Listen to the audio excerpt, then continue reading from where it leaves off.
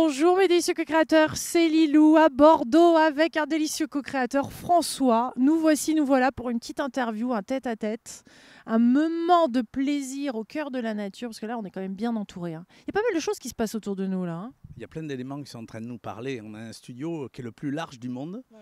Et puis c'est quand même notre planète, c'est le plus grand studio de la planète avec les éléments, le beau marronnier qui est là et qui nous filtre sa lumière, ce vent qui caresse tes cheveux et qui nous donne la vie aussi.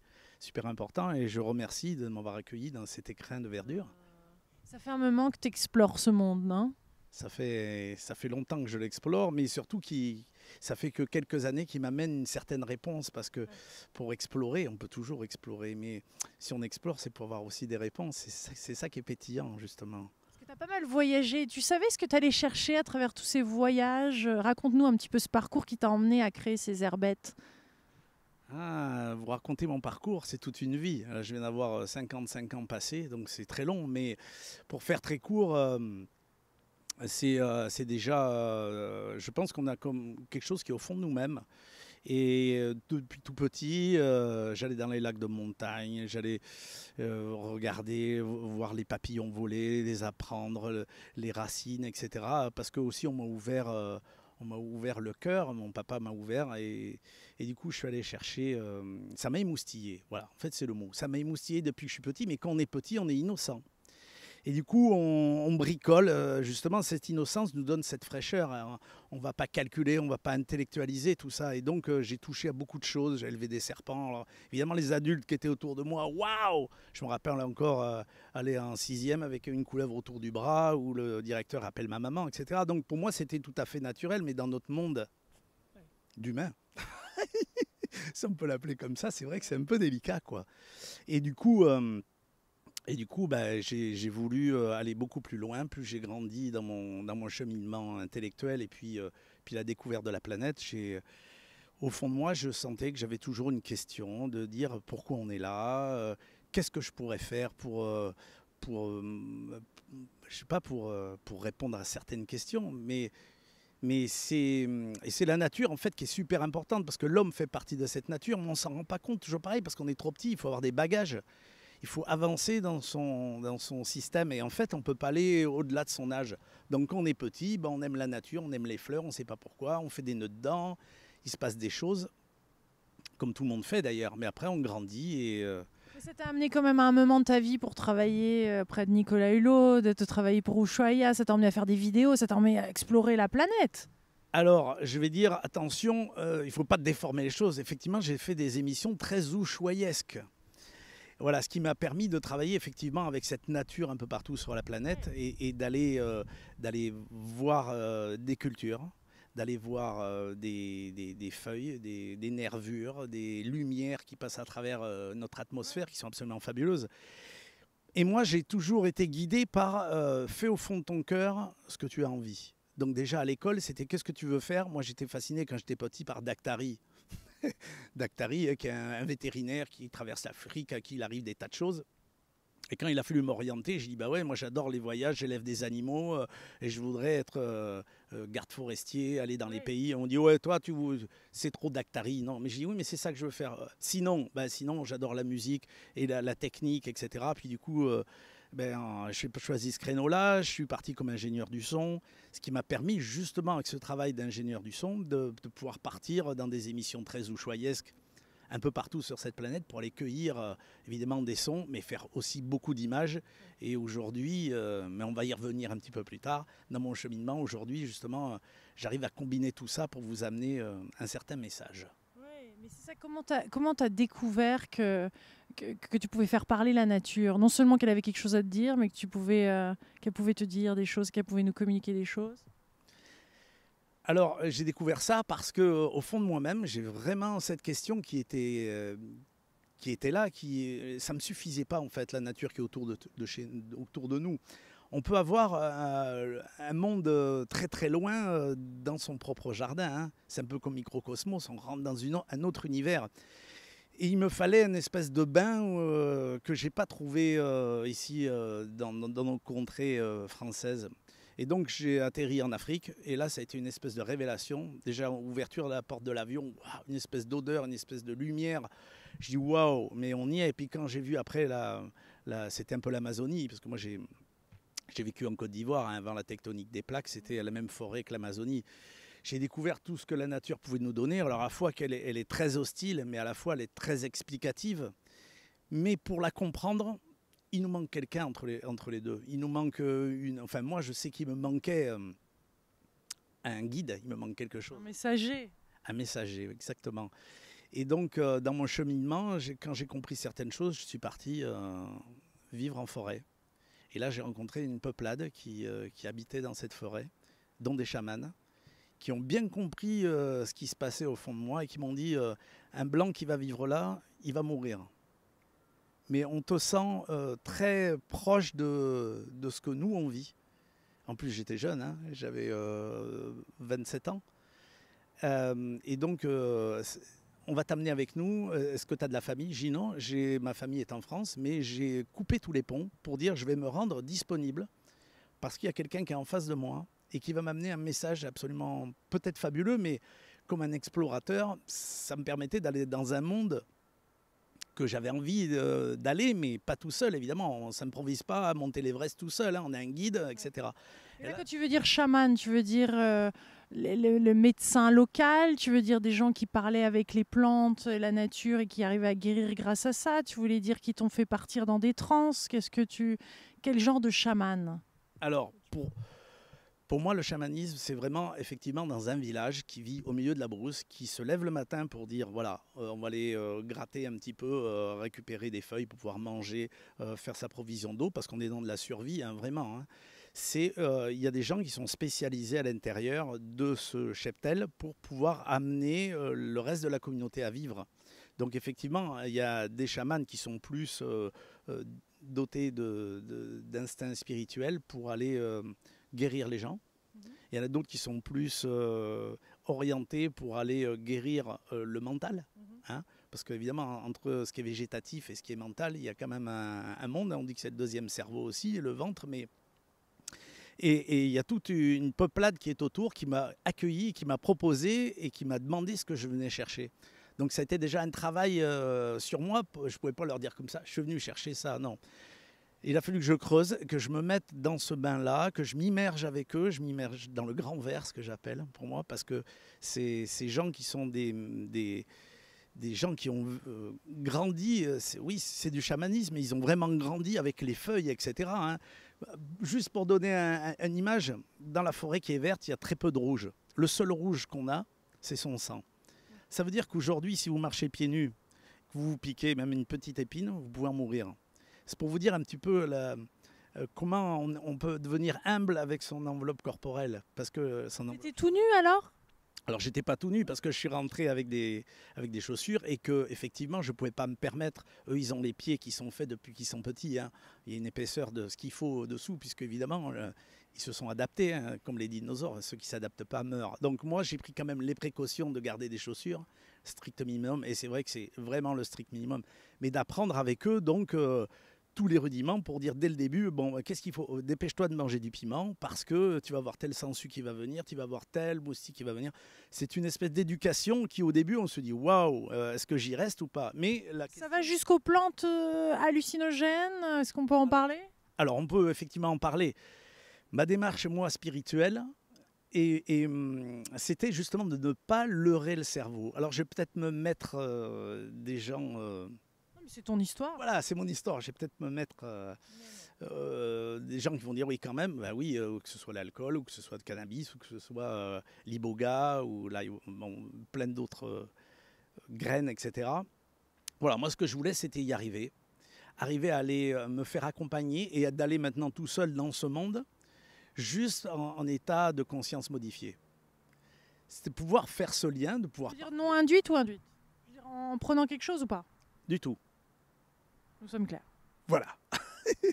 Du tout. L'idée, c'est d'avoir suffisamment de... J'allais dire, d'avoir un certain niveau et d'avoir une certaine sensibilité pour pouvoir comprendre que... Alors, c'est peut-être ce qu'on appelle aussi l'auto-hypnotisme, je ne sais pas. En tout cas, on est en état de conscience modifié. Comment tu savais que tu étais en état de conscience modifié? Décris-nous un peu ces moments, justement. À ces moments, c'est... C'est des moments où déjà on se met dans une conscience où il pleut pas, où déjà on va pas être embêté par des choses parasites. Et de se dire qu'en plus le chaman qui est là au début, il est un guide. Et ce guide, il sait que si jamais vous allez trop loin, même sans prendre de produit, il sera là pour vous ramener dans le droit chemin. Alors ça peut être des peurs, ça peut être des choses absolument extraordinaires, parce que quand on rentre dans ce monde-là, on peut voir des fourmis géantes, enfin partir dans des choses. Ça dépend déjà comment est faite la personne, mais moi j'avais besoin de découvrir tout ça, donc T'as sauté. J'ai sauté, c'était comme des grandes herbes. On a peur, quand on a des grandes herbes, on a peur d'avoir des serpents, etc. Ben, si on n'a pas peur, on avance. Et puis à force de faire ce chemin dans des grandes herbes, ces grandes herbes, elles s'écartent un petit peu et on a le chemin. Et ce chemin, il va de plus en plus loin et on découvre de plus en plus de choses fabuleuses, à condition d'y aller. Et donc, je suis allé... Il y a des choses comme ça qui retiennent des grandes peurs que tu as dû traverser, parce que je suppose que cette nature, elle est des fois un petit peu... elle est intimidante, elle peut être intimidante par moment. Tu as dû dépasser des choses fondamentales. Je suppose qu'on est face à la mort à un moment aussi, et c'est ça qui permet de voir une autre vision de la vie. Exactement. Exactement. On est face à la mort. Alors moi j'ai rencontré ça fait 4 fois que je devrais plus être sur cette planète, hein, ouais.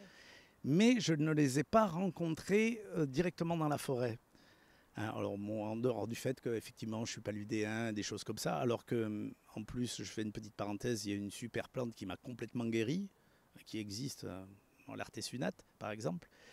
Moi j'ai vécu des choses où la foudre est tombée, a foudroyé mon ami, voilà, donc je devrais même plus être là, j'ai pris une charge énorme, très bien. Tous les cheveux qui remontent un peu comme ça. Voilà aussi. Alors, comme un savant fou.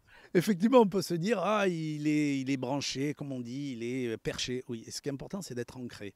Et la nature est bien là pour nous rappeler que les arbres, ils ne vivent pas comme ça. Ils ont des bonnes racines, ouais. Et que si on va les enlacer et qu'on est en osmose avec eux-mêmes, ils vont justement prendre nos peurs et on va pouvoir échanger des super choses avec les arbres.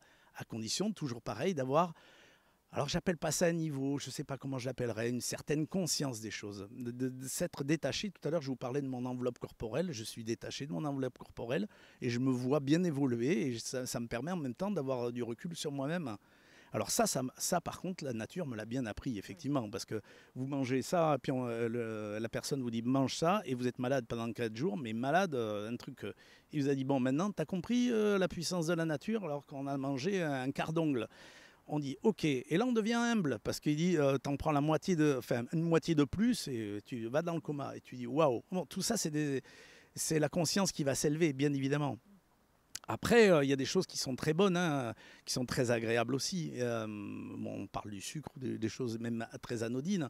On voit aujourd'hui dans certaines émissions des gens qui n'ont pas mangé de sucre pendant 15 jours, dès qu'ils prennent c'est extraordinaire. Ben justement, c'est ça qui est extraordinaire, c'est qu'aujourd'hui on ouvre le robinet, ça coule, on a la lumière. Qu'on est vraiment en forêt primaire pendant plus d'1 an, oui. C'est pas tout ça, quoi. Mais t'en reviens de ça et tu reviens vers une civilisation normale ou qu'on connaît, t'es décalé, non? T'as pas eu un passage à vide? Moi, ce que je trouve de fabuleux, avec le recul que j'en ai, c'est justement, je trouve que l'homme est un super caméléon. Oui. C'est une super machine. Vous pouvez partir de l'Antarctique où il fait moins 33, prendre un avion, quelques heures après, vous vous retrouvez à plus 55 dans le désert de Gobi. On va s'adapter. Voilà, prenez des animaux, un poisson rouge, un écart de 15 degrés, souvent, ils sont pas contents, hein, du tout. Hein. Donc, on est toujours dans l'adaptation de plein de choses. Hein. C'est assez fabuleux. Oui. Et donc, tu t'es adapté à ce nouveau monde. Tu as essayé de retrouver, après tout ce temps immergé, à retrouver ta place. C'est ça qui a donné naissance aux herbettes quand tu es revenu? Alors, je vais le prendre à l'envers, dis donc. Je vais dire, j'ai été formaté, très bien, un petit garçon qui découvre plein de choses, formaté, superbe. Et puis, j'ai envie d'aller connaître un autre monde. Je vais voir ces chamans, ils m'ouvrent la porte, ils m'apprennent. Je vais voir cet autre monde et là, je dis, mais c'est absolument fabuleux. Pourquoi on nous empêche d'y aller? Pourquoi les gens ont peur de la mort? Oh, ça s'arrête, mais c'est loin de s'arrêter. Pourquoi la peur fait que les gens se mettent des œillères? Non, non, je ne veux pas y penser, on ne va pas faire ça. Mais faites-le, bien au contraire, dépasser son périmètre de sécurité, c'est le pur bonheur. C'est waouh. Et on risque quoi en plus en France, dans un pays extraordinaire? Vous tombez dans la rue, 15 minutes après, vous avez le SAMU. Non, mais vous tombez dans la forêt, tout seul parce que vous partez et vous faites une imprudence, vous vous empalez sur un truc. on y reste. Hein. On n'est pas dans les mêmes échelles du tout. Alors ici, je me dis, waouh, c'est que du bonheur, on peut que profiter, c'est de la récré, quoi. On n'a pas à avoir peur. Et c'est plus de la survie, ouais. C'est plus de la survie, c'est de l'abondance totale. Et pas de tomber dans l'abondance, c'est quoi? C'est justement, c'est de se dire, pourquoi cette vie est si précieuse qu'on va fumer et qu'on va se mettre du tabac dans les poumons alors qu'il y a 50 trucs hyper pas bons dedans. Waouh! Alors moi, attention, je ne suis pas végétarien, je ne suis pas vegan, je ne suis pas tout ça. Je profite juste de la vie. Des moments, on est à Bordeaux, donc un petit vin bio qui va bien, on se fait du bien, on a des bons polyphénols et puis on se fait plaisir. Profitons de la vie, jouissons de la vie. Regarde, tu es devant moi, tu es splendide, tu as du vent dans les cheveux et j'adore en plus comment tu amènes toutes tes émissions. Ça fait partie de la vie, de se faire du bien. C'est génial. Et donc tu t'es retrouvé, j'essaye de comprendre ces herbettes, comment elles sont arrivées. Tu t'es retrouvé dans ce champ, dans ce jardin. À quel moment cette plante a commencé à te parler? Tu as vu se dessiner une tête, un corps, un bras, et que tu l'as posée, tu l'as épinglée, tu les as photographiées, tu les as sublimées, toutes ces fleurs, et exposées. Comment t'en es arrivé là à commencer? Comment ce début de ce voyage a commencé? Parce que c'est intéressant. C'est comme si, pour moi, chacun, on avait une expression comme ça... Enfin, en tout cas, quelque chose à révéler au monde, à créer, à partager. Et toi, tu l'as trouvé assez tardivement quand même. Ah oui, ça tardivement, oui. Il y a 7 ans. En fait, alors quand j'étais en forêt, il y a des moments qui sont un peu longs, où on a le temps, qui laissent le temps justement à, je ne vais pas dire la flânerie, mais ah oui, ça laisse le temps au temps. C'est un luxe aujourd'hui, le temps, un luxe de fou. Aujourd'hui, on est dans la compétitivité, etc. Là, non, on prend le temps. Et donc, j'ai commencé à prendre des petites herbes, à faire des nœuds dedans, mais ça c'était presque un lien, quoi. Ça se faisait comme ça. J'ai dit, ah ouais, c'est rigolo. Bon, et puis c'est éphémère, on n'est que de passage. Et effectivement, quand on cueille quelque chose, c'est de passage. Et puis, dans les années 2000, là, il y a eu une grande scission dans le pays où j'étais, en Côte d'Ivoire, où je suis rentré. Voilà. Et j'ai repris, je me suis réimmergé dans ce monde actuel, en étant un technicien, et toujours j'avais envie, et mon rôle de technicien, c'est de sublimer ce qu'il y a devant moi, hein, que ce soit aussi bien un chanteur, de la parole, ou je fais beaucoup de photos, de sublimer ce qu'il y a devant. Et du coup, à un moment donné, j'ai eu le réflexe de dire, oula, je rentre pas dans la compétition, hein, je vais prendre le temps de faire ce que je faisais là-bas. Et donc, je suis parti en brousse, enfin j'appelle ça la brousse, la forêt ici, hein. Et puis j'ai commencé à faire des nœuds, et je suis rentré avec ça à la maison, tout le monde m'a dit, waouh, mais... c'est hyper élégant, qu'est-ce que c'est, hein? Ben, j'ai dit, voilà, c'est avec des petites herbes, c'est des herbettes. Donc j'ai mis au point une technique qui est pourtant super simple. Donc je vais être autonome. Donc j'ai un sac à dos dans lequel j'ai une table, une chaise. Puis je me suis fait j'ai récolté des petits outils de chirurgien, de coiffeur et des tas de petites choses, comme on monte les mouches aussi. Et je me balade. Et là, alors, rentre justement la corrélation avec ce que j'ai appris en brousse, c'est d'être à l'écoute de la nature. C'est-à-dire que tout ce matériel, il est prêt dans un sac à dos. Et un jour, un matin, je vais me lever ici et je vais dire, waouh, c'est aujourd'hui. C'est comme un appel. Il n'y a pas de vent, le ciel est grand bleu. Je sais que c'est aujourd'hui. Quoi, je ne sais pas, mais je sais que c'est aujourd'hui. Et là, je vais prendre mon sac à dos, je vais prendre ma voiture, je vais partir dans un champ, n'importe où. Et quand je vais le sentir, je vais poser ma voiture, je vais marcher. Je vais marcher et je vais me mettre dans un premier état d'écoute. Et là, on va me dire, alors vous allez beaucoup entendre ça, parce que pour moi, c'est cette énergie universelle qui revient me parler, avec qui je suis en relation, qui va me dire, tu marches, ok, c'est là. Donc, ok, j'écoute. Je pose ma table, ma chaise, tout ce qui est dans mon sac à dos. Je monte un petit studio nomade, qui est vraiment en adéquation avec la lumière et ce qui se passe là. J'ai une petite boîte en soie, en tissu, en soie blanc. Toujours beaucoup de respect pour la nature, vraiment. Et je prends mon ciseau et je vais faire une petite cueillette. Et dans cette cueillette, déjà, je vais avoir un premier rush où je vais entendre me dire ça sert à rien, ça oui, oh, ça c'est super, c'est la tête, ça peut être ça.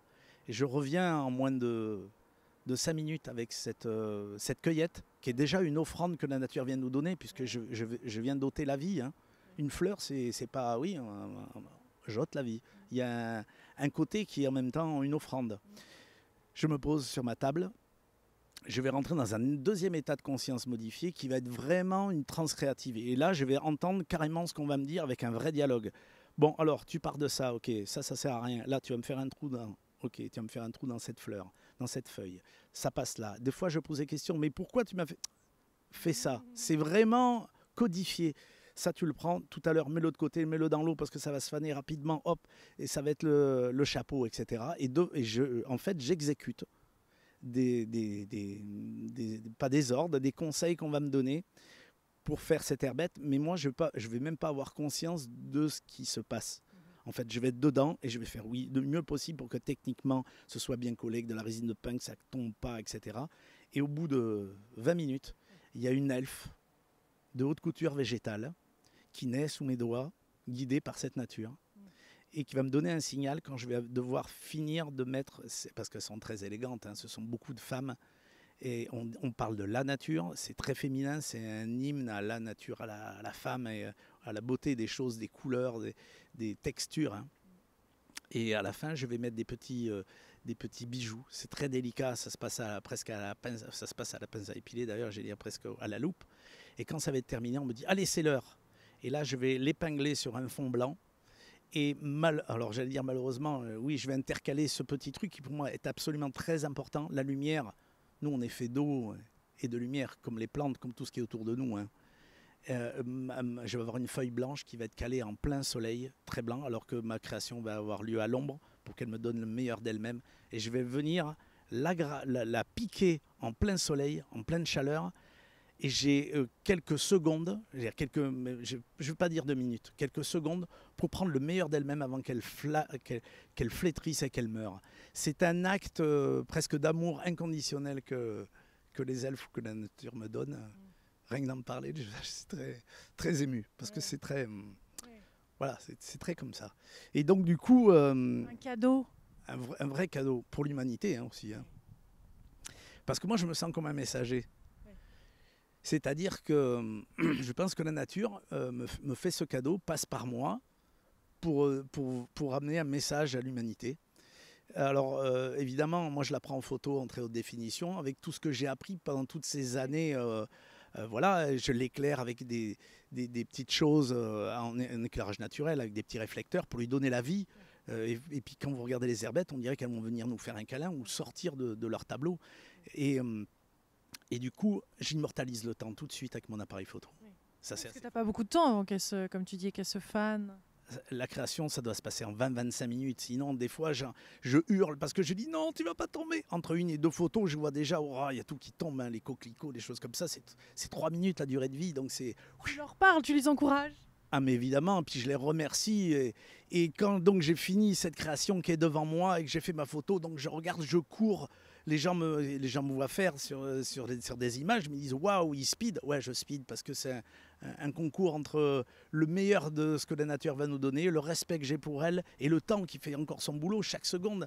Vous imaginez dans une cage, une espèce d'aquarium en plein soleil, alors que là, elle donne toute sa fraîcheur. Tac, j'arrête le temps. Et après, cette image qui est donc absolument pure, je la reproduis en très haute définition sur des toiles de peintre en très haute définition, ce qui nous donne une pureté, une clarté dans notre subconscient du message que la nature vient passer à l'homme. Et on sent cette grâce parce que on la touche par moments et je pense qu'on l'a tous touché à un moment, cette grâce de la vie où ça nous tombe dessus, où c'est divin, c'est connecté, tout est là dans l'instant, il est pur, il est merveilleux, il est éblouissant. C'est un cadeau de la vie parce qu'on peut l'appeler tant qu'on veut, hein, mais à un moment ça nous tombe dessus comme ça magiquement. Elles ont cette grâce, hein. Tu arrives à immortaliser presque la grâce, c'est quand même énorme. Mais moi, alors, je veux dire, c'est presque toi qui en parle le mieux. Parce que moi, comme je le disais, moi, je suis absolument pas intellectuel, je lis rien.